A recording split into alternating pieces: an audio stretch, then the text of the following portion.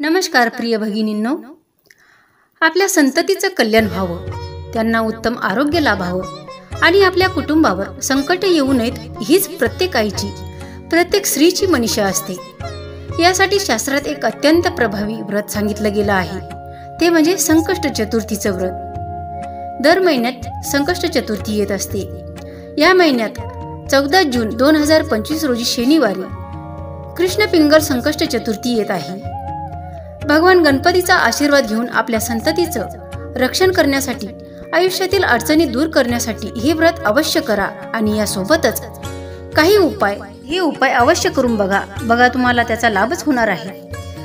या व्हिडिओमध्ये आपण जाणून घेणार आहोत संकष्ट चतुर्थीचं महत्त्व, व्रतविधी आणि यामागची आध्यात्मिक भावना। तर व्हिडिओ शेवटपर्यंत नक्की बघा आणि स्वतःसाठी आणि आपल्या लेकरासाठी हा पुण्य योग मिळवा। हिंदू पंचांगानुसार कृष्ण पिंगल संकष्ट चतुर्थी ज्येष्ठ कृष्ण पक्षातील चतुर्थी तिथीला साजरी केली जाते। 2025 मध्ये ही तिथी 14 जून 2025 रोजी शनिवारी येत आहे। तर संकष्ट चतुर्थी पूजा विधी कशाप्रमाणे करायची आहे, चला तर बघूया।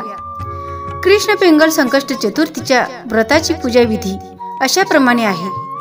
ब्रह्ममुहूर्तावर उठून पवित्र स्नान करावे, घर आणि पूजास्थान स्वच्छ करावे, गंगाजल शिंपडावे, लाल किंवा पिवळ्या रंगाचे स्वच्छ वस्त्र परिधान करावे, एक लाकडी चौरंग घ्यावा, चौरंगावर लाल किंवा पिवळे कापड पसरवावे आणि त्यावर गणेश मूर्ती स्थापित करावी।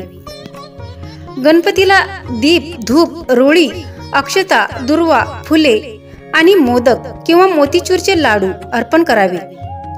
गणेश मंत्राचा जप करावा। वक्रतुंड महाकाय सूर्यकोटी समप्रभ निर्विघ्नं कुरु मे देव सर्व कार्येषु सर्वदा या मंत्राचा जप करावा। भगिनींनो, या दिवशी आपल्याला अशा प्रकारे उपाय करायचा आहे।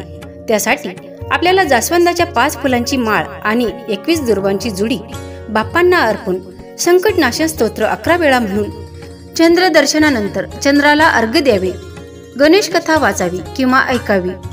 ओम सोमाय नमः हा जप 108 वेळा आपल्याला करायचा आहे। हा जप केल्याने मानसिक आरोग्य आणि शांतता मिळते। आणि हे सर्व आटोपल्यानंतर चण्याची भिजलेली डाळ, त्यामध्ये गुळ खोबरं घालून हा नैवेद्य बाप्पांना अर्पण करायचा आहे। आणि तो अर्पण केलेला नैवेद्य तोच आपण प्रसाद म्हणून ग्रहण करायचा आहे। तोच प्रसाद मुलांना आणि घरातील सर्व सदस्यांनी ग्रहण करायचा आहे वा सोडावा। संकष्टी चतुर्थीचा अर्थ आहे संकटापासून मुक्ती। या व्रताने भगवान गणेश सर्व विघ्ने आणि संकटे दूर करतात, भक्तांना सुख, समृद्धी आणि शांती प्रदान करतात। आई आपल्या मुलाच्या दीर्घायुष्यासाठी आणि त्यांच्या जीवनातील संकटापासून संरक्षणासाठी हे व्रत करत असते। संकष्टी चतुर्थी विशेषतः संतानाच्या दीर्घायुष्यासाठी आणि त्यांच्या जीवनातील संकटापासून संरक्षणासाठी केली जाते। माता आपल्या मुलांच्या प्रगती, सुख आणि दीर्घायुष्यासाठी हे व्रत करतात। विशेषतः माघ कृष्ण चतुर्थी आणि कृष्ण पिंगल संकष्ट चतुर्थी यासारख्या व्रतांना संतान कल्याणासाठी विशेष महत्त्व आहे। धार्मिक मान्यतेनुसार या व्रताने मुलांचे सर्व संकट दूर होतात आणि त्यांना बुद्धी, समृद्धी आणि यश प्राप्त होते। चला तर तुम्हाला कृष्ण पिंगल संकष्ट चतुर्थीची कथा ऐकवते। राजा महिजित आणि संतान प्राप्ती। या कथेचे शीर्षक, द्वापार युगात महिष्मती नगरीत महिजित नावाचा पुण्यशील आणि प्रतापी राजा होता। तो आपल्या प्रजेची काळजी घेत असे, परंतु त्याला संतान नव्हते, ज्यामुळे तो नेहमी दुःखी राहायचा। शास्त्रानुसार संतानहीन जीवन व्यर्थ मानले जाते। एकदा त्याने विद्वान ब्राह्मण आणि प्रजाजनाशी याबाबत सल्ला घेतला। तेव्हा महर्षी लोमश यांनी त्यांना संकटनाशन व्रत सांगितले। ज्येष्ठ कृष्ण चतुर्थीला एकदंत गजानन गणेशाची पूजा करावी, ब्राह्मणांना भोजन आणि वस्त्रदान द्यावे। राजा महिजितने श्रद्धेने हे व्रत केले आणि गणपतीच्या कृपेने त्याला पुत्ररत्न प्राप्त झाले। या कथेतून हे स्पष्ट होते की गणेशाची श्रद्धापूर्वक पूजा केल्यास संतान प्राप्ती आणि इतर मनोकामना पूर्ण होतात।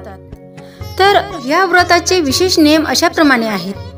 व्रतादरम्यान तामसिक अन्न, उदाहरणार्थ कांदा, लसूण हे टाळावे। चंद्रदर्शनाशिवाय व्रत पूर्ण मानले जात नाही. पूजा आणि कथा श्रद्धेने आणि विधीपूर्वक करावी.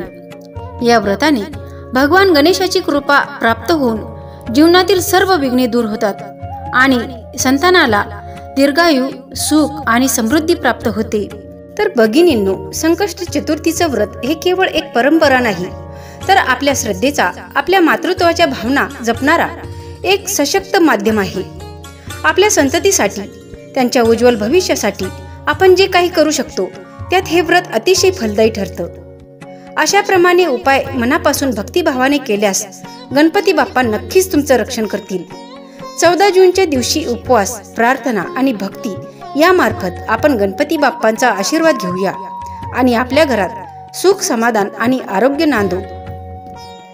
हा व्हिडिओ आवडला असेल तर लाईक, शेअर करा आणि सबस्क्राईब नक्की करा आणि तुमच्या इतर भगिनीपर्यंत ही माहिती पोहोचवा. गणपती बाप्पा मोरया. संकटहरण मंगलमूर्ती मोरया.